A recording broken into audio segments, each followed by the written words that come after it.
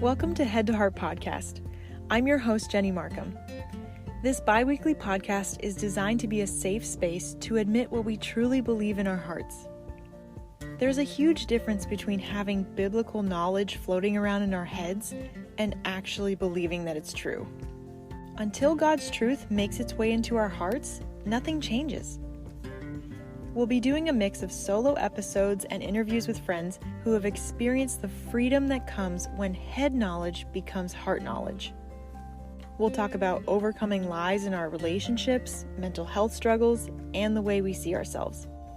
The truth will set you free so that you can walk every day in the freedom God desires for you. It's time to let go of those pressures, insecurities, and burdens. That's not yours to carry. Thanks for joining us.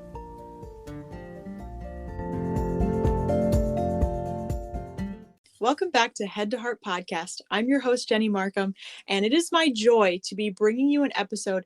And this episode, I am interviewing the second international guest I've ever interviewed.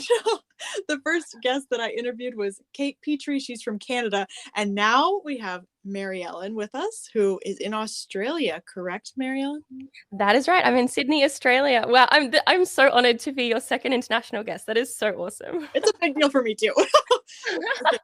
So would you mind just introducing yourself? Tell us a little bit about who you are, what you do, family, fun facts, anything else you want to add? Yeah, sure. First of all, thank you so much for having me on today. It's such an honor to be here. I'm Maryellen. I live in Sydney, Australia with my husband, Josh. It's just the two of us, no kids yet. But yeah, I work as a freelance writer and illustrator from home. So that's like my main thing. Mainly work for like Christian organizations and nonprofits at this point. But the other thing I do is I'm an artist. So I paint pictures, share like words and poetry on my Instagram. And I also like to dabble in YouTube. You said like a fun fact about me? Is Yes. that right? Anything you want to add? Well, let me say I have owned close to 200 cats in my lifetime. What? I know, random people are always like, what the heck? That's amazing. When I grew up, my family bred ragdoll kittens. So I'm a big cat person. Not that I'm like against dogs, but yes, love cats and have grown up with a lot of kittens around. So yeah, fun fact. I literally was doing math in my head of like, how could this be? That's not possible. Yeah. Granted, it is over about a 20-year period. So like, it kind of evens out. Yeah. But yeah. Okay. Wow. That's a good one. I will say that's one of the better fun facts I've heard, actually. Well, thank you very much. Okay. So Maryellen, what have you been set free from? I love this question so much. I think it's just so to the point. To answer that in a question, I would say that I've been set free from the work equals worth equation that so many of us get caught up in. To, I guess, elaborate on that, like we live in a post-industrial capitalist society, to use all those big fancy words, but in our society, like people are praised for their productivity, for how hard they work. We get promotions, the workplace is just structured on that basis. And I grew up with a lot of anxiety around this. When I was, for example, in primary school, I think you call it elementary school in the States. Yes. Yes, cool. I was a big fish in a small pond. So I went to a small Christian school, beautiful school. But I developed this kind of and it's funny what things we develop from childhood that we like carry into our adult lives, hey? But yeah, I developed this kind of complex where I had to be the best and I had to be perfect. And I was always praised for like getting A's or, coming first in the class, that kind of thing. So yeah, I sort of had that complex. And because of that, I was really anxious. And all throughout high school as well, I had this desperate need to prove myself, to work hard and get the accolades and the rewards that came with that. And as a result, I sort of developed social anxiety because I felt like all of my friendships were like shallow, surface level. Like they only liked me because I could give them stuff or because, I was the A grade student sort of a thing. Mm-hmm. And I even carried this into uni or college. Uni. That is so cute. I want to Yeah, call we it don't uni. feel free. I mean, it's all yours. Yeah, Go ahead. so in university, I studied something that I didn't really enjoy. I studied law because I wanted to prove my, work equals worth equation. I wanted to show off how intelligent or capable I was, whatever. But for those 5 years that I studied that, I did finish, but I have never used that degree and hated every minute of it. No hate to lawyers out there. I so admire what you do. I think it's amazing, but it's just not for me. And so, yeah, I was kind of depressed, had a lot of anxiety around it. And then God sort of carried me out of that. And here I am, like 5 years later, and I'm an illustrator and a writer. So, like, go figure. But yeah, it's been a journey, definitely. Wow, those are completely opposite things, to be an artist and a I writer, and know. yet you studied law. Yeah, yes. And when I like reflect on how that kind of happened, like I was always into art. I was always a creative, and going from high school into uni, I really wanted to study art and graphic design and that kind of thing. But I was sort of advised, no, no, you've got the good grades. You should do something more difficult. So I did to like prove myself. But then I sort of failed things. And there was one point in that experience during uni where I just got out of like a 4-year relationship, just broken up with someone. I just lost my job. I just found out that my uni had like stuffed up my degree. So I had to like do another 6 months. I was miserable, had no friends. And so it's funny how God uses like our really low points to bring us out and teach us. And so there was sort of a 6-month period during my uni, like toward the end of it, where I was yeah, really low. I did a lot of journaling, and God just met me where I was at. He came so close, and I had just this most intense, beautiful relationship with him. And ever since then, I've sort of just, yeah, walked in my true identity, who I am, not who everyone else wants me to be.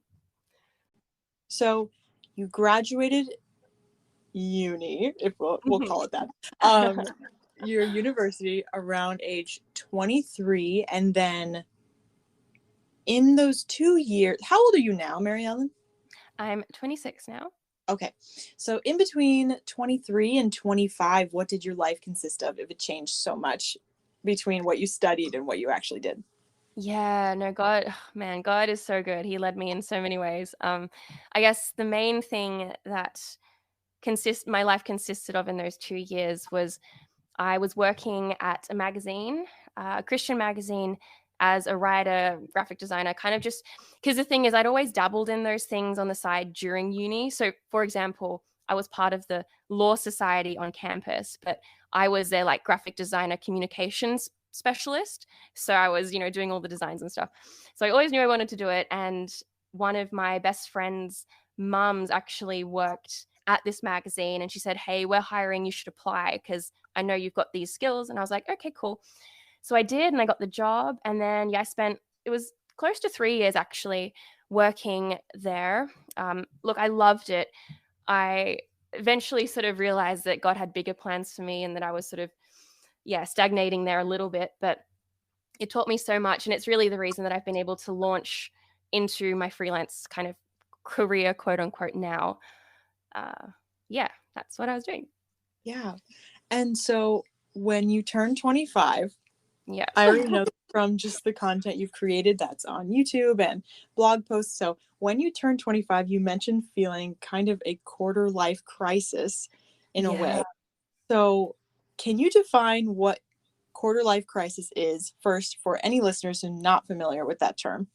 Okay. And then talk to us a little bit about what that felt like for you. Yeah, sure. So I guess a quarter life crisis, for those, I mean, I feel like everyone can kind of intuit what that means, but there are sort of a set of unspoken rules that we hold as a society. Every society probably has different rules, but typically when you're in your 20s, you're meant to, study something, get a job you love, earn money, maybe get married or be in a long-term relationship, hopefully get a place to live somewhere. There's just all these check boxes that we like to tick off, right? Mhm. And a quarter life crisis can happen when you take some time and look at your life and realize, hey, I haven't ticked off as many of these things as I should have by now, as society deems normal by now. I'm looking around at all my friends and they're all in relationships, or they've all got jobs that they love. I don't know what I'm doing, so I'm having a quarter life crisis.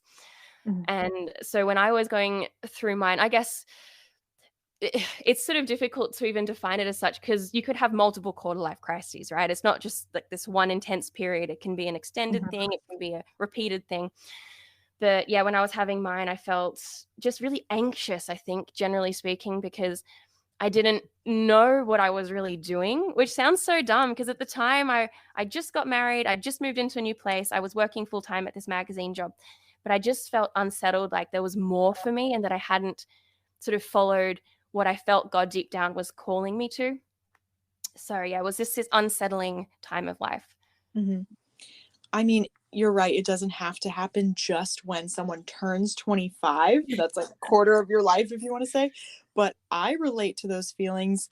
I think I'm going to turn 24 really soon. Huh? So I think when I was 22, I was feeling those things, and my life had just taken a really big shift. Like, I got married, we moved into an apartment, and then I started like 2 new jobs. So I relate to that unsettled feeling of like, I'm doing these things and they're all new, but Yeah. is this what I'm supposed to be doing? Or am I really like fulfilling my purpose?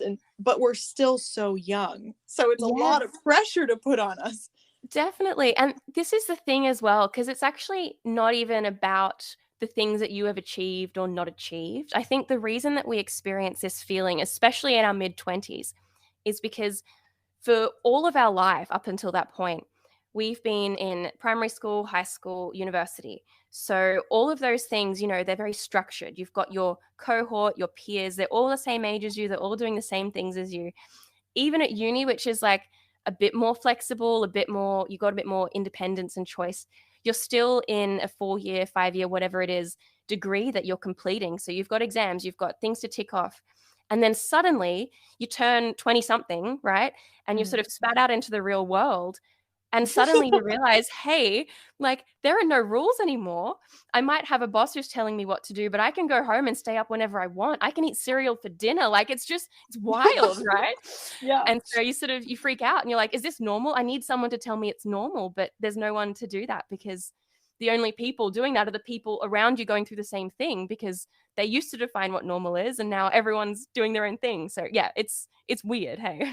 You're right. You're right. And then we're surrounded by not just people who are our exact age and in our exact grade, but we may be surrounded by people who are 30, 40, a little bit Yeah. older than us, maybe a little bit younger than us. No one's doing the same exact thing. It is a whole nother thing. Absolutely. Yeah.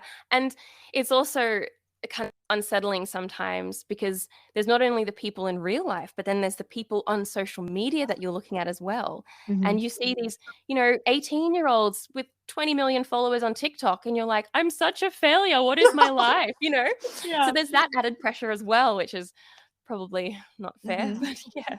Yeah, a lot of pressure. So Yeah. I think that's one of the things we can identify. Okay, that social media for sure is a contributor for this feeling of not being good enough for this stage in your life.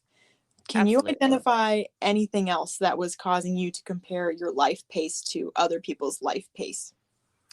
Yeah, totally. I would say, if I want to get deep about it, like social media is totally one that we can all tick off the list. I think everyone struggles with that. But for me personally, when I look deep down at the root cause of it, it was just a lack of trust in God's plan for me. Because again, when I struggled with this work equals worth equation, I felt only valuable when I was productive and I was achieving things. And like, yes, I've overcome that to a large extent, but I feel like I will always struggle with that just a little bit. God has set me free and he will always be setting me free from that. Mhm. But yeah, I felt like I had to do all the heavy lifting. God might have a plan for me, but I have to get up off the couch and like work hard and do this and hustle here and whatever.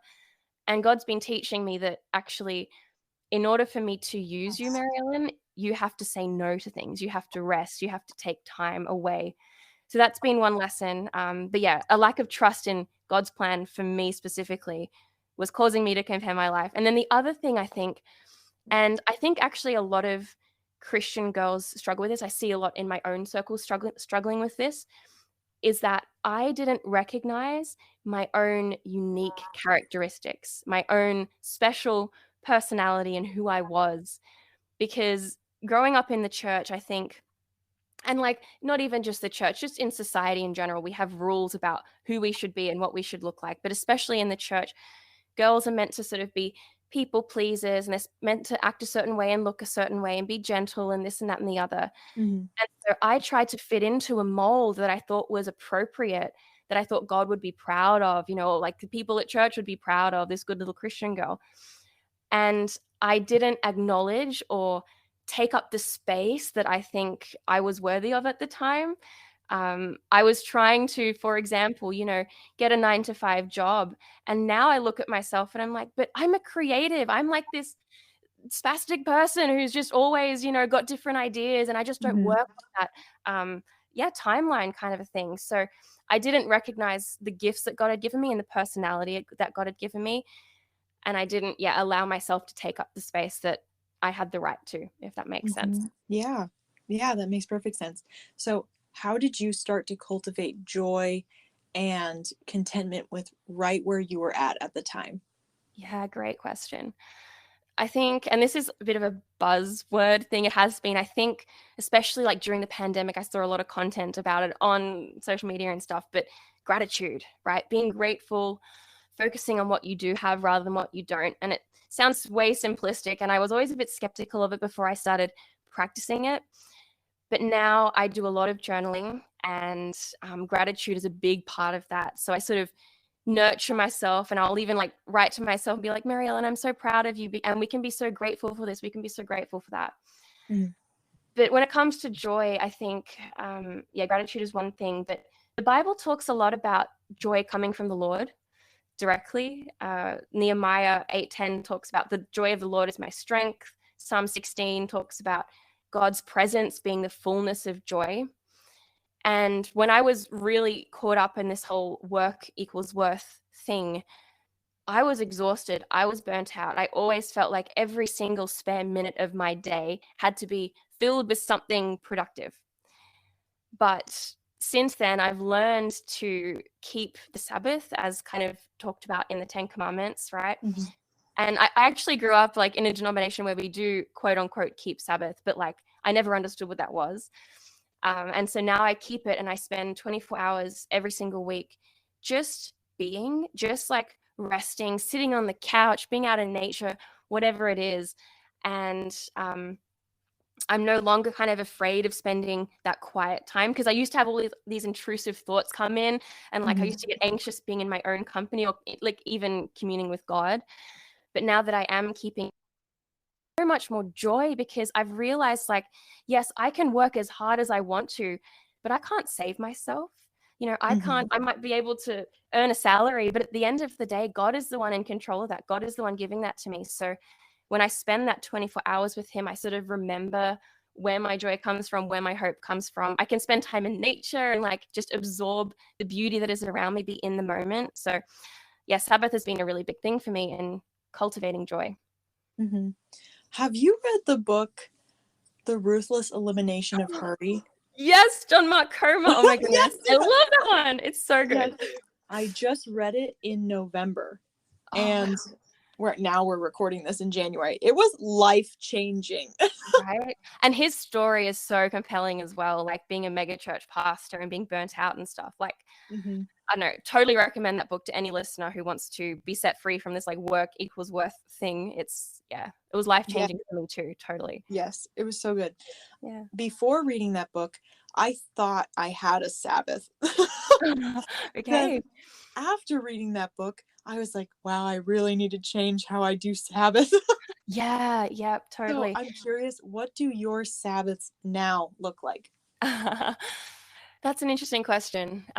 So I am a young adult leader at my local church. So it's funny, during the pandemic, when we were all at home and all kind of like not able to go to church, I really learned what Sabbath meant, because I didn't have any obligations or like things that I had to do.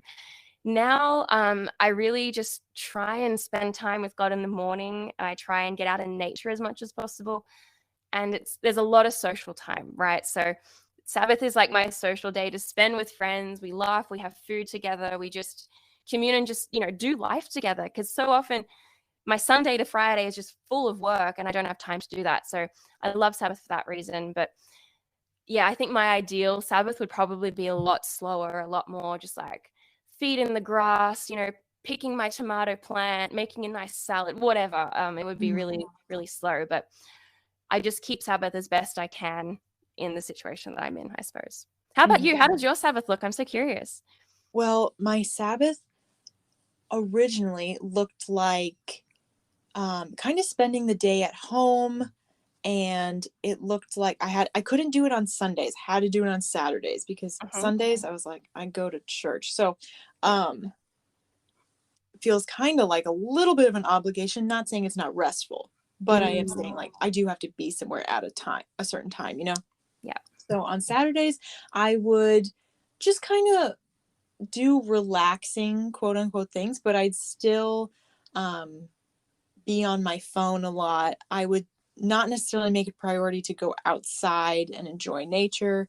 I would just kind of take a break. It was almost like I was removing myself from homework, from my job, but I wasn't replacing that time with anything super life-giving. I see, yep. And so after that book by John Mark Comer, I decided I was like, I have to fill that time with things I really deeply enjoy. So now I make sure I'm not on my phone on my Sabbath. That's a huge stressor removed right there. Yes, yep. And then make sure I'm going outside. And I just try to think, okay, what may be life-giving for me one week may not feel life-giving to me the next week, depending on the week I've had. Yeah. So that could be having a meal with friends, or it could be just being by myself and spending most of my day in solitude. It could be either one of those depending on the week. Can I ask you a question? What's holding you back? Do you have a fear of failure or rejection in your career? Are you burnt out, or do you have conflict in your marriage that you can't seem to get past? Do you need to be discipled as you go through a life transition? Kate Petrie was a guest on this podcast, and she's a coach that helps leaders be transformed in Christ so they can serve others with clear strategy and confidence. Those are two things we all need a little bit more of, right? You may be wondering, she coaches leaders, so how do I know if I'm a leader? A leader is just simply someone who serves others. So you could be a mom, an employee, an intern, a ministry volunteer, any role that serves other people.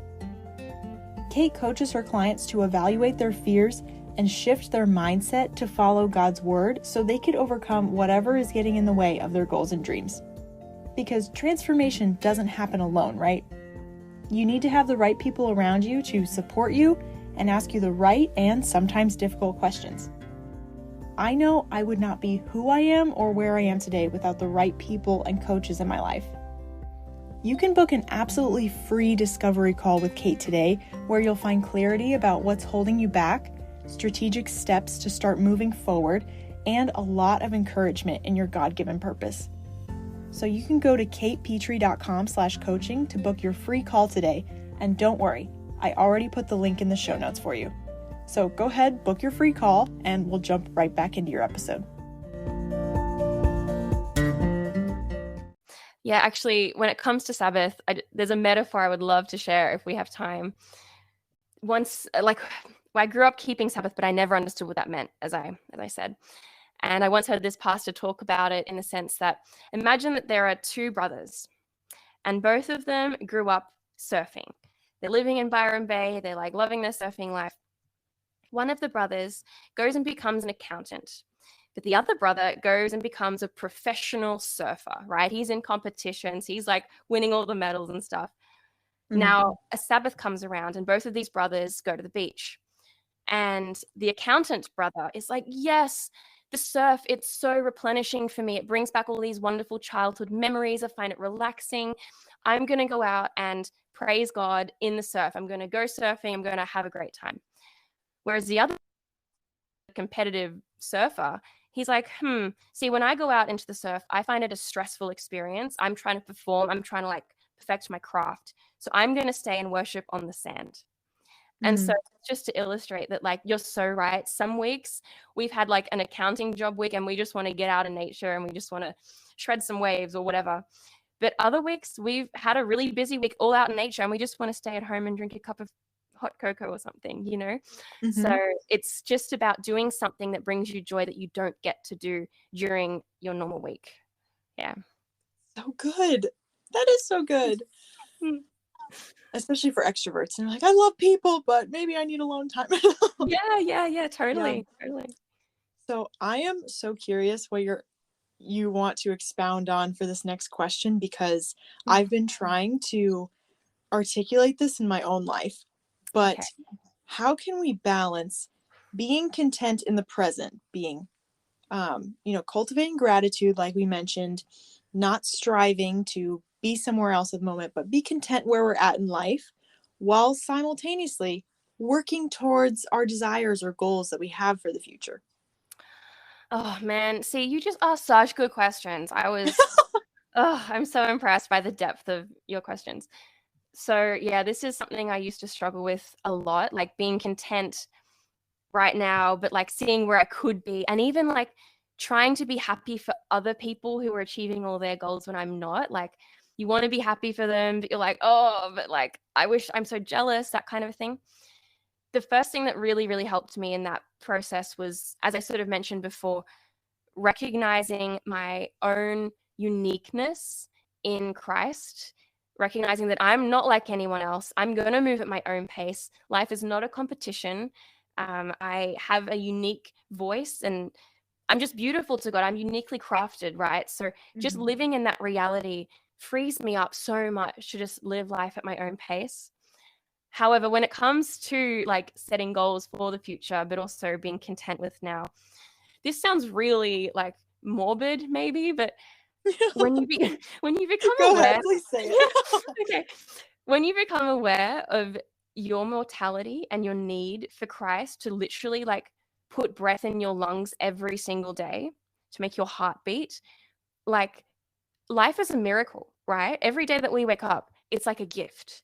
And so beginning to operate from that mindset, I'm like, well, my goals for the future are fantastic, but like I can't control any of that. Like, God forbid, any of us could be hit by a bus tomorrow, you know? My life could be over. So I'm happy to plan toward the future, and that's fine. That's a good thing. But I have to be content and happy in what I'm doing now. And if, for whatever reason, what I'm doing right now is not enjoyable at all in order to get to that goal, I'm going to revisit that because I want to be enjoying the process. Because again, life is transient. Who knows what's going to happen tomorrow? I want to be enjoying as many moments as I can in my day, and like adjust my goals accordingly. So yeah, that's I guess what I would share. But you said you've wrestled with this question a bit as well. Yeah, I like what you said, because it implies that our goals are not something we have to keep with a death grip, you know?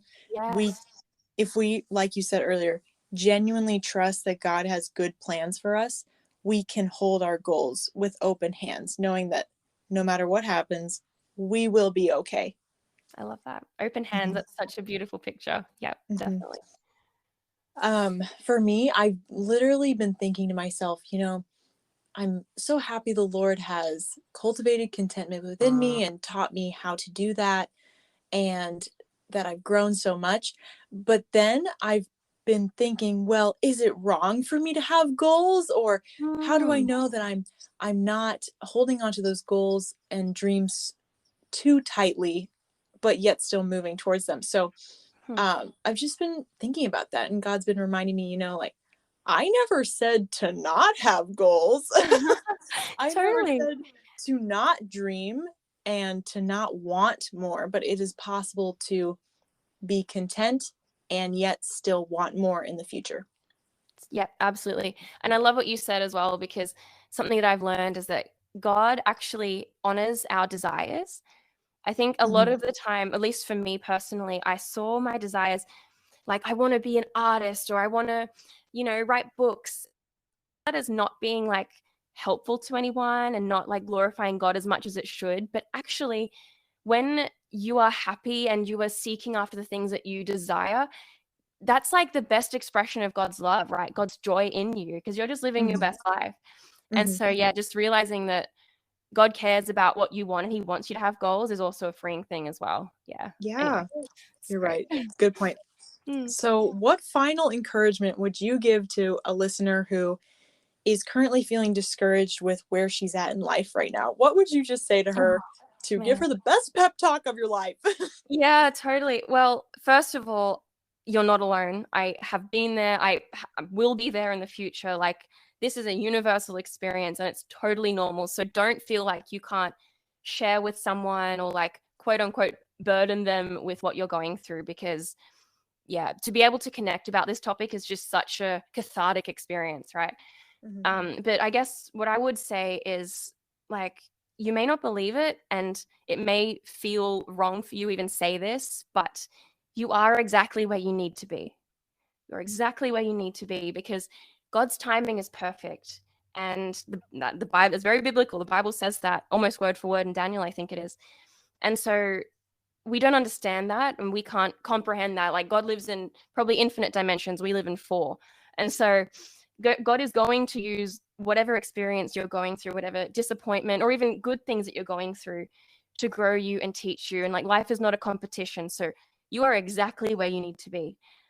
But the other thing I would say is, like, as a very practical tool, something that helped me was thinking about how proud my 5-year-old version of me would be of me. Right? So just the fact that, you know, most of us probably in our 20s, maybe graduating college, whatever, and we have to adult now. Like, that's a hard thing, right? But, and your 5-year-old self would be like, wow, this girl, this guy, he's so cool. Like, I want to be them when I grow up. And there's actually like, it's a fairly low barrier to entry for that sort of thing, because like most 5-year-olds think, wow, you're so cool. But also, like, you know, God loves you more than you could ever conceive or imagine, regardless of what you do, but also what you don't do, whatever your desires or your dreams are. Like, there's no hierarchy here. Nothing you can do or do will make God love you any more or any less. And so I think when you truly internalize that, and like, that's a journey, I'm still on that journey. It's like, I don't think we can ever finish that journey, but that gives you the freedom to pursue whatever your dreams are, no matter what anyone thinks. So yeah, sorry, that's probably a bit of a long pep talk. No, great pep talk. Oh, thanks. It sounds like what you're saying in some of that is that it is normal for us all to go at our natural paces. Yeah, absolutely. And we will all do different things probably. So it's normal that you're not going to be at the same place as the person next to you. Yeah. And again, just your 20s are the time where you have to learn that. And that's a tough thing to learn because you've been programmed your whole life to think differently. But I think, yeah, the more that time goes on and the more that you just adult, basically, the easier it gets, because you realize that, you know, you can be 35 and living in your parents' basement, and then suddenly you have like a multi-million-dollar business, and overnight, like, your life changes. And like, the opposite can also be true. You can be totally successful and the next day you can lose your job or bad things can happen. So like, life is transient. We should never compare to anyone else because we don't know what struggles they're secretly going through or what they will go through in the future as well. So Yep. Such a good point. Yeah. Maryellen, I cannot thank you enough for being our second international guest on Head to Heart. It was so fun. It was such a privilege. Thank you so much. This was a great chat. I could chat about this for forever. So yeah, thanks, Jenny. And I'll make sure to link everything social, everything on the internet where people could find you. I will link those in the show notes. Thank you so much. Thank you so much for listening to this episode of Head to Heart Podcast.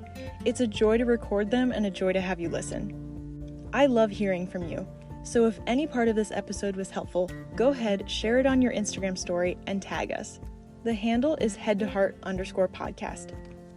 And if you would be so kind, leave us a rating and review on Apple Podcasts or our website. It helps out the show so much when you do. We'll be releasing episodes to you every other Friday, so stay tuned and thanks for joining us.